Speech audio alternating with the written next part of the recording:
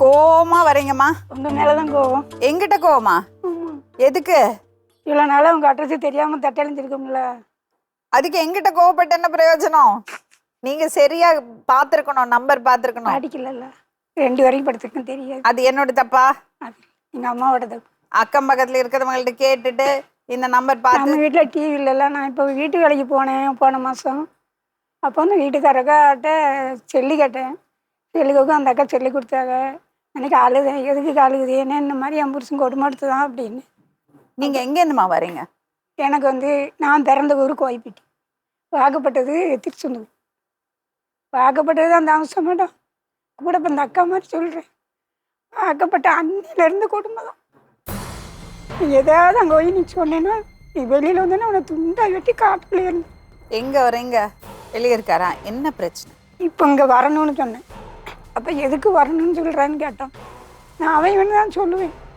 அடி அவ்வளோ இம்சை, அவ்வளோ கொடுமை. நான் அங்கே பையனை செக்கப் கொடுக்கணும், எதுக்குன்னு சொன்னால் வராது.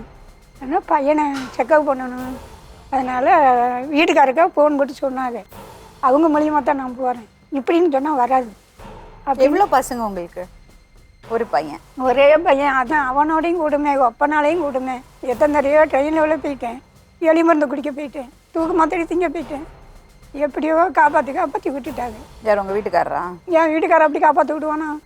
அவன் பொம்பளை சொல்லிலாம் அலையும். துட்டு இல்லை, வேலைக்கு போகாது. துட்டு இல்லைன்னா யார்ட்டையாவது இன்னும் 2 ரூபா விடு, 3 ரூபா விடு, 10 ரூபா விடு, அப்படியே வாங்கி தண்ணி அடிச்சுட்டு வீட்டுக்கு வந்து இப்படி பச்சையாக கேட்கும். பலாரம் ஒன்று வைக்க வேண்டியது தானே? எத்தனை தடவை வைக்க? என் அண்ணன் கிட்ட சொல்லி அடிச்சாச்சு, மண்டையில் தையலும் போட்டாச்சு. அப்பாட்ட போகிறாங்க, அண்ணங்கிட்ட போகிறாங்க. தடத்துக்கிட்டு அம்மா வீட்டுக்கு போனால், நீ உன் தம்பிட்ட உங்கள் அண்ணங்கிட்ட படுக்கிறது கலையுது, அதான் போகிறேன். எதுக்கு அவரோட இருக்கீங்க? நம்ம வீட்டில் வறுமை. அக்கா வாழை வெட்டியாக இருக்கா, நம்மளும் வாழை வெட்டியாக இருக்கவா அப்படின்னு 25 வருஷமா யாருமே இருக்க மாட்டாங்க மேடம் என்னைய மாதிரி. நான் அவளை கொடுமை ஒத்த ரூபா துட்டை நான் 2 ரூபா துட்டை ஆக்குவேன். அப்படி இருந்து நான் அவளை கம்பீரமாக இருந்து இன்ன வரைக்கும் நான் உழைக்கேன். நீங்கள் வேலைக்கு போகிறீங்க? தீக்குச்சி பொறுத்துவாங்கல்ல, அந்த தொழில் தான் எங்கள் ஊரில். அந்த 70 ரூபா 80 ரூபாய்க்கு தான் ஒரு நாளைக்கு பார்க்க முடியும். அது பார்த்து கட்டுப்படி ஆகலை. காய்கறி கடைக்கு போவேன். காய்கறி கடைக்கு டெய்லி 300 ரூபா கொடுப்பேன். அது மாதம் 9000 ஆச்சுன்னு பெருசாக இருந்தது. அதை வச்சுட்டு வாங்கிட்டு வருவேன், ஒப்பம் கொடுத்துக்கிட்டு வருவேன். என்னோட வரைக்கும் வேலை வீட்டு வரேன், நீ எங்கடி படுத்து வர, எல்லாம் ஒன்று 4 மணிக்கு வந்துடுதான், நீ 7 மணிக்கு வர அப்படின்னு பிரச்சனை. சரி அதுதான் போவேன். ஆமாம் படுத்து தான் வரேன் அப்படின்னு அதையும் விட்டுட்டேன். அம்மா வீட்டில் தனிமக்க போவாங்க. நீ உங்கள் அப்பனை பார்க்க தான் போகிற, உங்கள் அப்பன் கூட உங்கள் அப்பா உன்னை கூப்பிட்டு தான் நீ இப்போ வர. எங்கள் அப்பாவுக்கு 85 வயசு ஆகுது, எனக்கு 53 வயசு ஆகுது. என் புருஷனோட நான் 6 வயசுக்கு மூத்தவன், இளையவ கிடையாது.